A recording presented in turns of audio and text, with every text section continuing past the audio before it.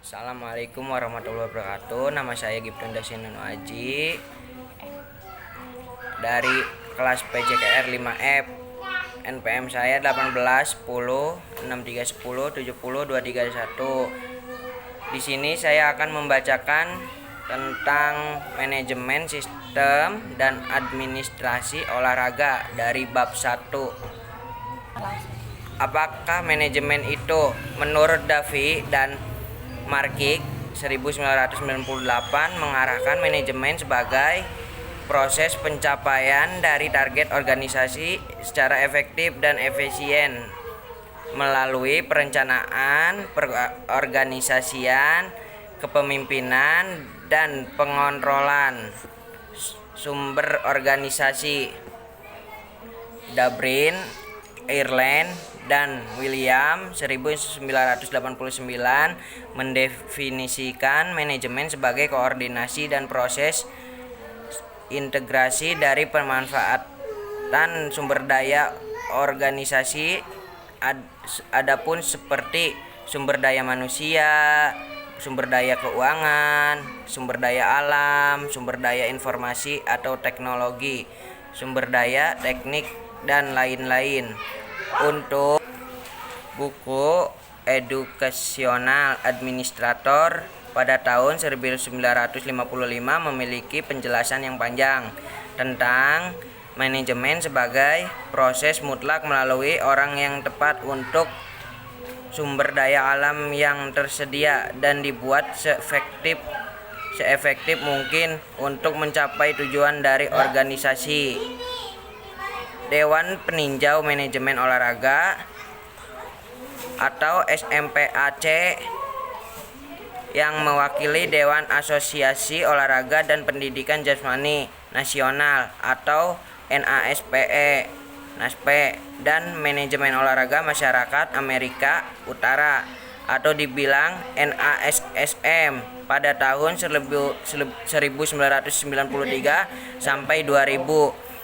Lebih lanjut mengidentifikasikan manajemen olahraga sebagai ladang pembelajaran yang menawarkan latihan dan pendidikan spesialisasi yang dibutuhkan oleh individu yang mencari karir dalam banyak segmen industri.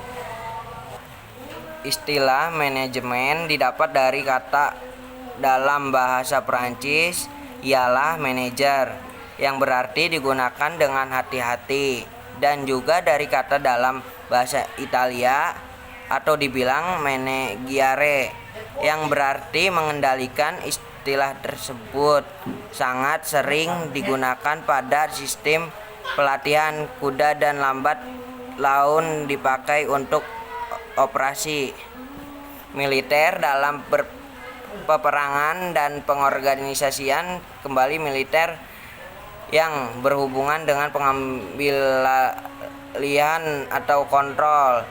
Sementara manajemen menunjukkan proses yang sedang berlangsung di mana manajer melakukan kreativitas terjun langsung perawalan operasional dan melakukan kerja atau pelayanan kepada organisasi melalui koordinasi dan usaha yang kooperatif.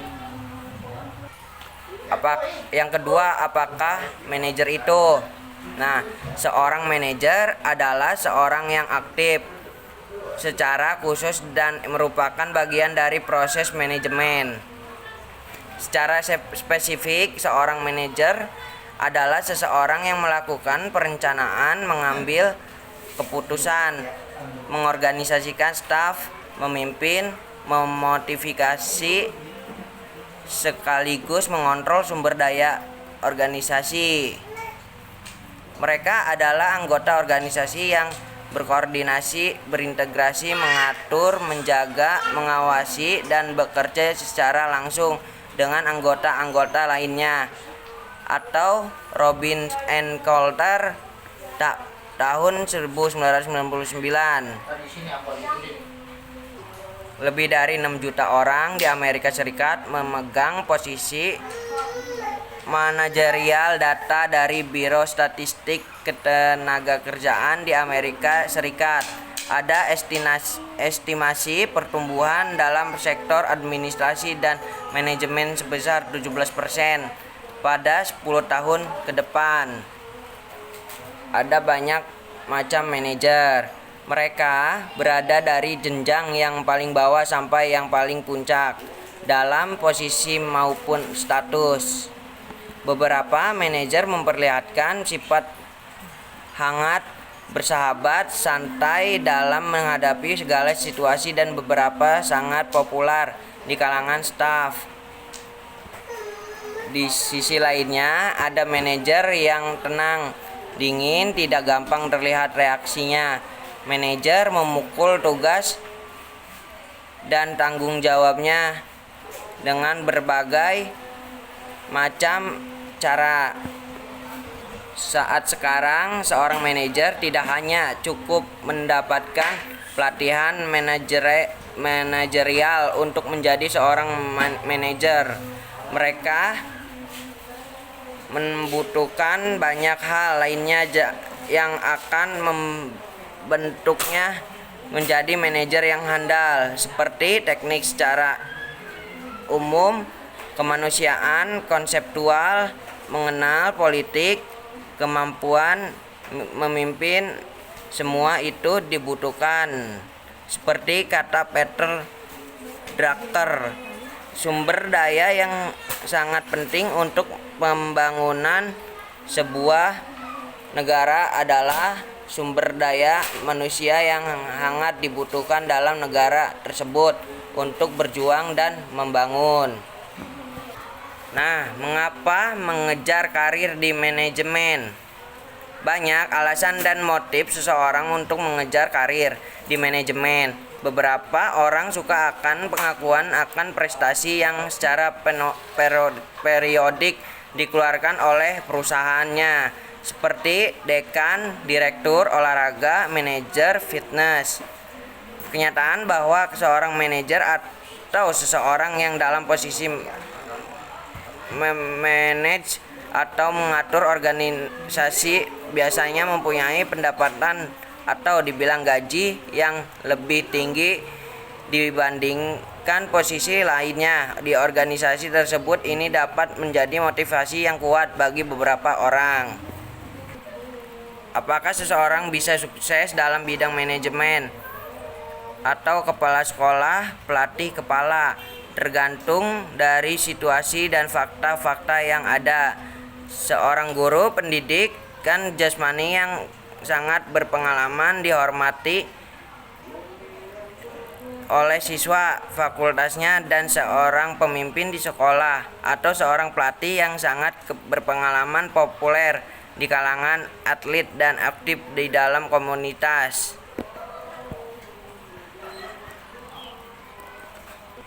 Prinsip manajemen dan struktur organisasi. Para ahli di banyak daerah juga telah mengembangkan prinsip untuk membantu dalam manajemen organisasi yang efektif. Beberapa prinsip yang paling penting adalah sebagai berikut. Struktur manajemen organisasi harus menjelaskan pendelegasian wewenang dan tanggung jawab. Untuk tujuan organisasi harus dipenuhi secara efisien dan berhasil, manajemen harus mendelegasikan sebagai kewenangannya untuk individu yang bertanggung jawab. Manajer harus menjadi pemimpin yang efektif. Seorang pemimpin yang efektif menghargai baik tujuan organisasi dan karyawan yang bekerja bagi organisasi. Keduanya penting bagi keberhasilan organisasi. Otoritas harus sepadan dengan tanggung jawab dan garis kewenangan harus jelas ditarik. Sebuah bagan organisasi berguna untuk menggambarkan garis wewenang. Garis-garis ini harus didefinisikan dengan baik dan jelas. Menerjemahkan struktur manajemen ke dalam bentuk grafik atau bagan organisasi. Organisasi grafik sering digunakan untuk menggambarkan dan menjelaskan struktur organisasi. Grafik ini jelas menggambarkan susunan manajemen sebuah organisasi dan posisi kunci dan fungsi manajemen mereka.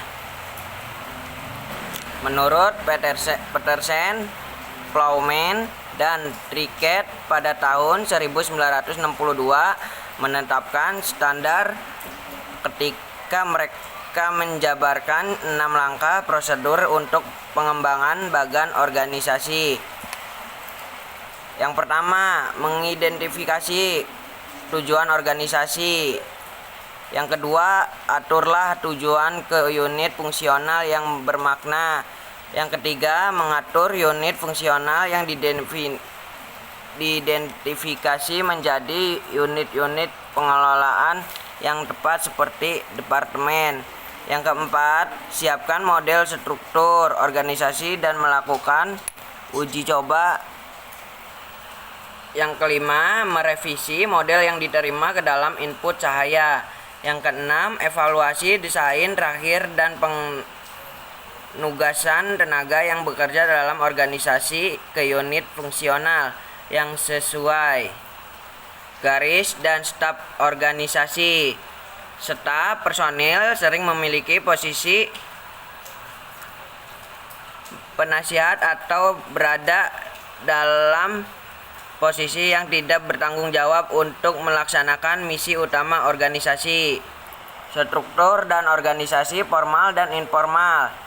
Pertama, permintaan teori organisasi dan struktur harus ada kebutuhan bagi suatu organisasi. Dan kedua, organisasi harus tahu tujuan mereka berusaha untuk dicapai. Untuk mencapai tujuan tersebut, struktur harus disediakan yang memungkinkan manajemen untuk merencanakan dan membuat keputusan, mengatur, staf, memimpin, memotivasi, mengontrol, dan mengevaluasi. Tugas ini dapat dilakukan juga melalui organisasi baik formal maupun informal. Organisasi formal. Sebuah organisasi formal didasarkan pada struktur hierarki pekerjaan dengan tugas yang diberikan oleh manajer untuk bawahan bersamaan dengan hierarki tugas-tugas mereka dan jaringan komunikasi. Organisasi informal.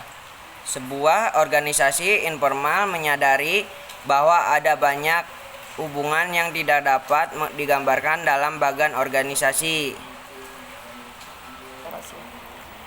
Modern teori organisasi dan struktur menunjukkan pergeseran dari struktur organisasi formal atau vertikal terhadap suatu orientasi informal, mengenali nilai dari perspektif hubungan manusia. Teori-teori modern dan pendekatan atau misalnya manajemen perilaku, pembelajaran organisasi, tim yang berbasis di kontingensi didasarkan pada kenyataan bahwa meskipun sebagian besar orang setuju bahwa beberapa jenis kerangka organisasi yang biasanya diperlukan, sebagai besar beberapa individu mampu mengarahkan diri dan memotivasi diri untuk melakukan mengagumkan pada pekerjaan.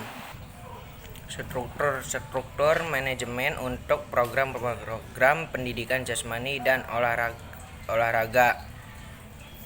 Struktur manajemen pada dasarnya dibentuk untuk program pendidikan jasmani di SD, SMP, SMA, atau SMK, sekolah tinggi, dan universitas. Organisasi komunitas tersebut dibahas sebagai berikut. Yang pertama, organisasi dan struktur Penjaskes di SD, SMP, SMA, atau SMA.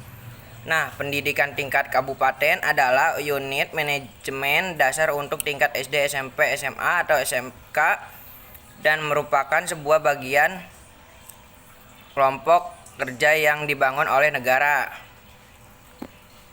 Yang kedua, pengawas sekolah.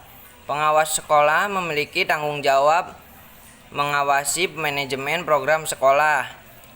Yang ketiga, bidang eksekutif, kurikulum, dan instruksi. Tugasnya adalah mengawasi divisi pendidikan tingkat dasar. dan menengah seperti pengembangan bakat dan minat dan bertanggung jawab. Yang keempat, bidang eksekutif SDM atau pelayanan jasa. Bidang ini merupakan pusatnya bidang yang ada dalam lingkup kabupaten dan mengatur fungsi-fungsi individu untuk semua jabatan atau guru pelatih dan staf administrasi lainnya. Yang kelima, bidang keuangan dan layanan bisnis atau manajer bisnis sekolah. Bidang ini mengawasi segala sesuatu yang berhubungan dengan keuangan yang dipergunakan dalam kegiatan sekolah negeri dalam lingkup kabupaten. Yang keenam, prinsipal. Bidang ini keberadaannya sama dengan pengawas sekolah. Bedanya kalau pengawas sekolah bertanggung jawab atas semua kegiatan yang ada di komunitas sekolah, tetapi bidang ini hanya pada kegiatan tertentu saja. Yang 7, supervisor. Yang 8, direktor. Yang 9, konsultan olahraga pada pendidikan menengah. Struktur dan organisasi Penjaskes di tingkat perguruan tinggi dan universitas. Penjaskes di tingkat perguruan tinggi dan universitas terdiri dari 4 komponen. Yang pertama, instruksi dasar atau program kegiatan fisik, program keguruan. Yang ketiga, program non-keguruan seperti pelatihan dan sebagainya. Yang keempat, program kursus tingkat perguruan tinggi.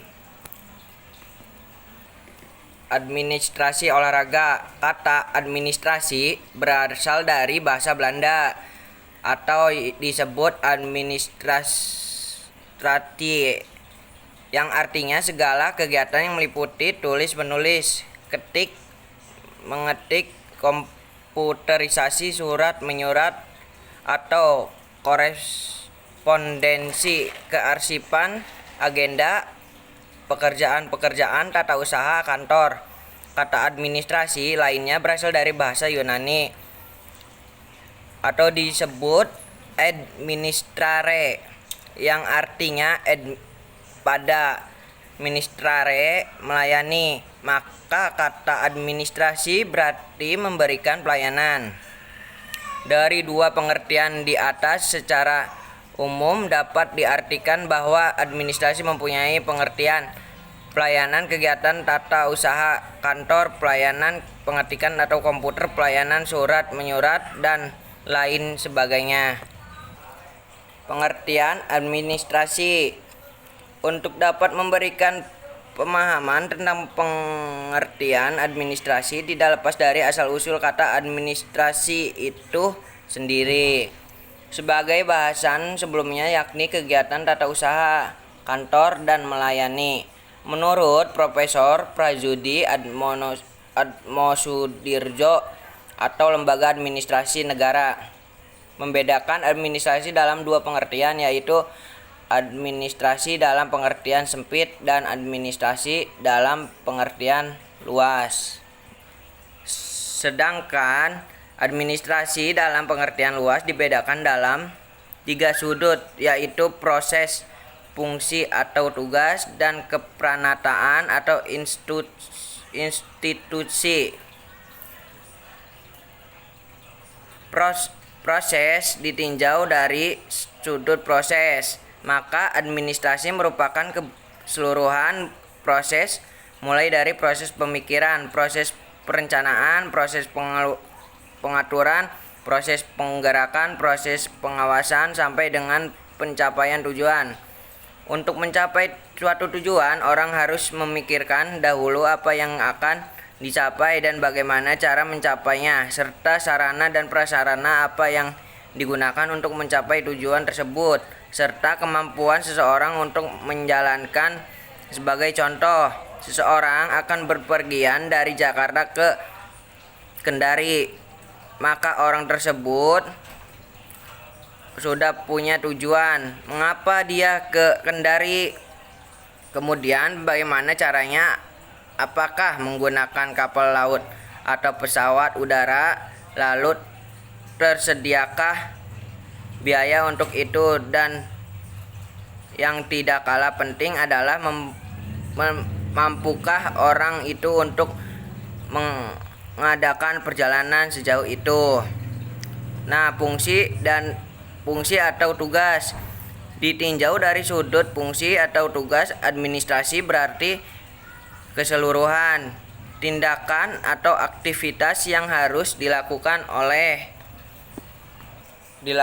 seseorang yang berkedudukan sebagai administrator atau memegang jabatan dalam manajemen suatu organisasi. Yang pertama, dalam setiap organisasi atau instansi suatu tentu ada orang-orang yang menjalankan administrasi, misalnya orang-orang yang melaksanakan tugas kepemimpinan atau pemimpin, orang-orang yang melaksanakan tugas perencanaan atau dibilang perencanaan. Yang ketiga, orang-orang yang melaksanakan tugas pengawasan atau pengontrol atau dibilang pengawas doang. Orang-orang yang mengorganisir atau organisator dan lain sebagainya. Kepranataan atau dibilang institusi ditinjau dari kepranataan institusi, maka tinjauan administrasi adalah melihat kegiatan dalam suatu lembaga melakukan aktivitas tertentu.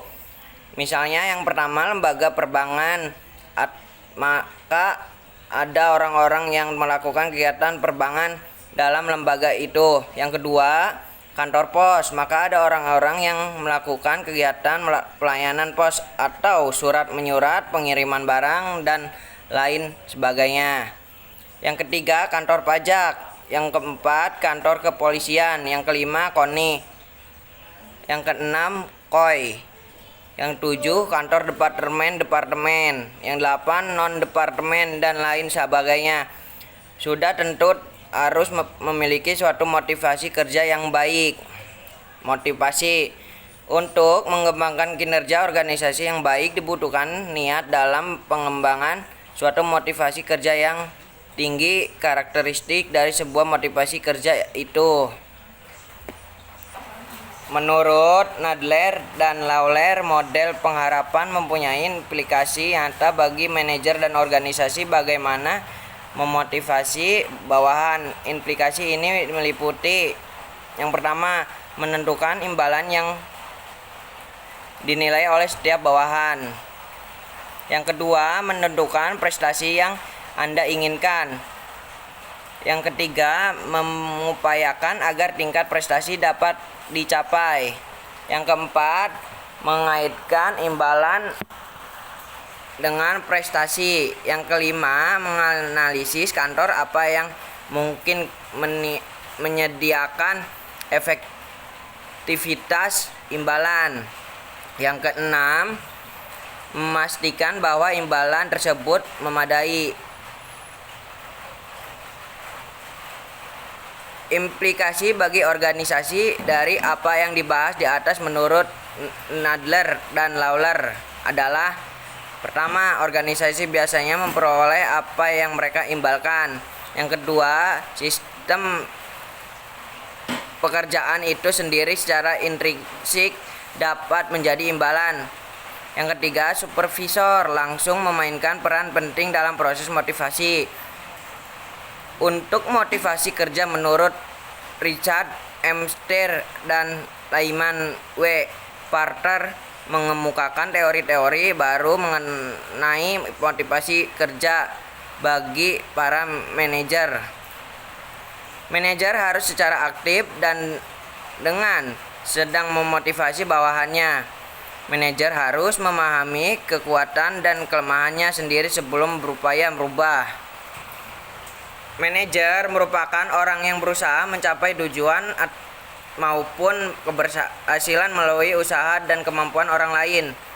Yang pertama, tugas penting manajer adalah bekerja dengan dan melalui orang lain, memadukan dan menyeimbangkan tujuan, menetapkan prioritas apa yang didahulukan, mempertanggungjawabkan dan bertanggung jawab, berpikir, analisis, dan konseptual, mediator atau penengah segala persoalan, politisi, seorang yang pandai berdiplomasi, diplomat yang piawai membawa dan menunaikan misi mengambil keputusan yang sulit. Kegiatan manajer ada pribadi, pengaturan waktu, pengembangan karir, keterlibatan dalam hidup. Nah, teknis pekerjaan yang menggunakan peralatan, pemecahan masalah teknis, pelaksanaan fungsi administratif, pemrosesan kerja, anggaran, monitoring kebijakan dan prosedur, pemeliharaan stabilitas interaksional.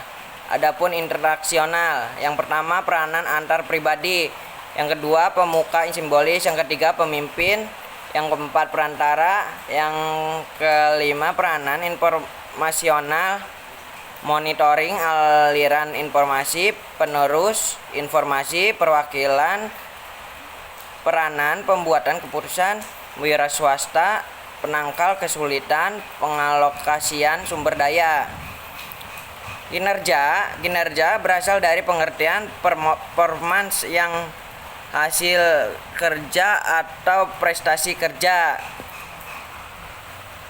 Curtis mengartikan bahwa kinerja adalah perilaku yang telah dievaluasi kontribusinya untuk pencapaian tujuan organisasi. Jenis kinerja antara lain adalah kinerja pekerjaan dan kinerja tugas menurut Colquitt, Levine, dan Mason. Kinerja pekerjaan secara formal didefinisikan sebagai nilai sekumpulan perilaku karyawan yang menyokong baik secara positif atau secara negatif kepada pencapaian tujuan organisasi.